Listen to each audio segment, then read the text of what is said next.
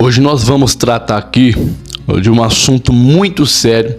Eu preciso da opinião de vocês, preciso que vocês dê a opinião de vocês segundo o que vocês aprenderam na palavra, na igreja, com aquilo que o seu pastor te ensinou, ou com aquilo que seus pais te ensinaram, você que é crente desde berço, ou você que entrou, você que conheceu a Cristo e começou a ser discipulado.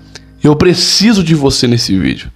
Eu preciso que você me ajude a responder um vídeo onde eu vi de um pastor que fez um absurdo. Na minha opinião, é um absurdo o que ele fez, o que ele falou na verdade. Queridos, nós entendemos dentro da Bíblia Sagrada que altar é coisa santa e que ninguém pode pisar no altar, ninguém pode sacrificar no altar se não tiver com a sua vida em santificação ao Senhor.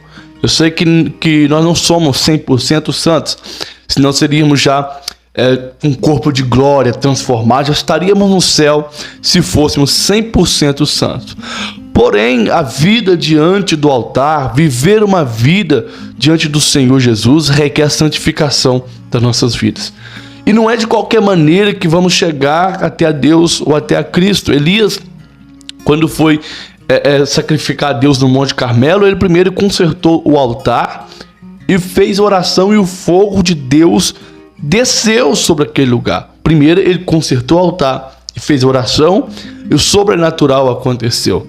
E vemos que a Bíblia fala sobre santificação, pela qual sem ela ninguém verá a Deus.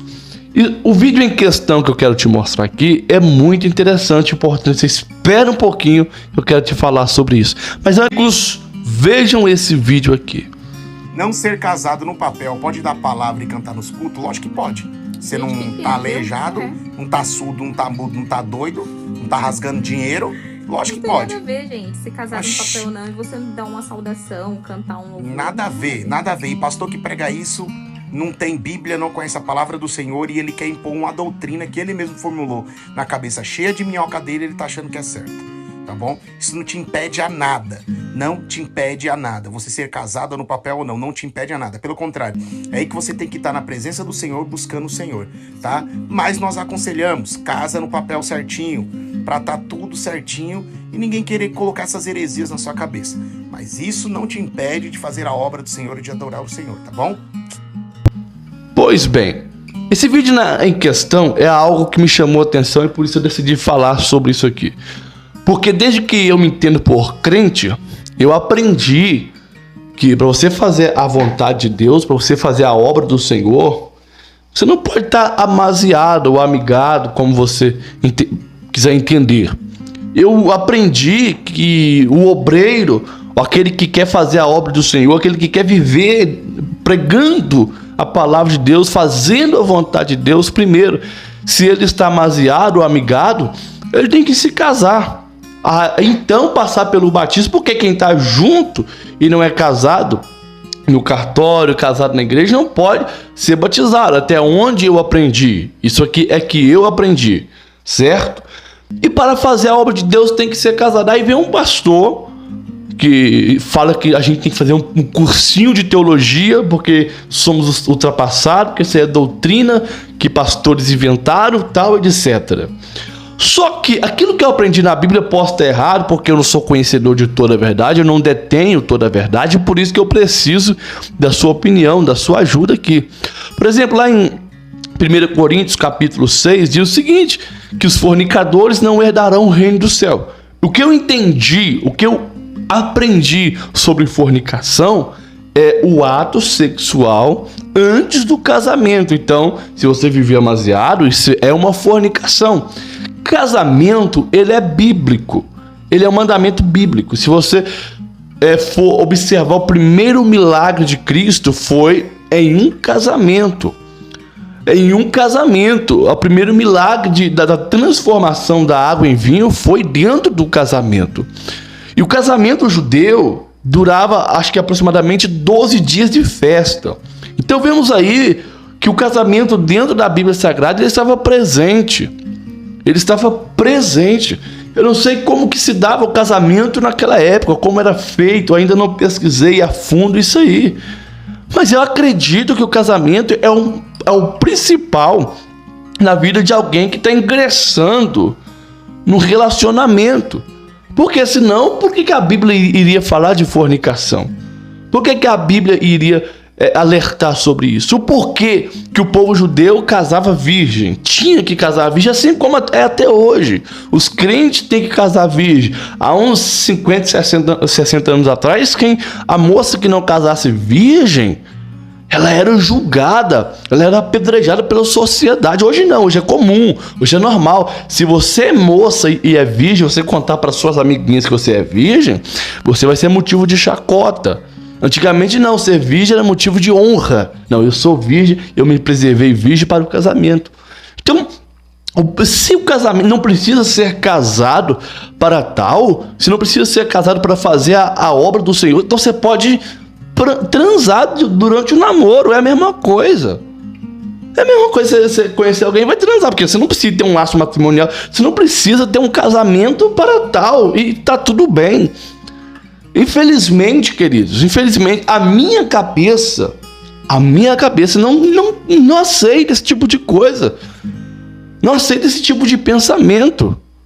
Não é que eu tô dizendo que aquele que está amaziado há muito tempo não pode frequentar a igreja, por exemplo, ou buscar o Senhor. Pode sim. Mas se você está na presença do Senhor e deseja pregar a palavra de Deus, fazer a vontade de Deus, case. O que custa?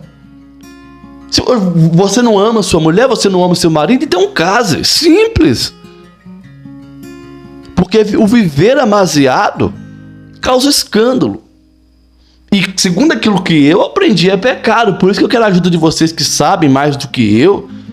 Eu quero que vocês me ajudem que isso é pecado ou não, ou pode. Eu já congreguei em igrejas que pessoas amaziadas pregavam normalmente. Eu achava absurdo aquilo.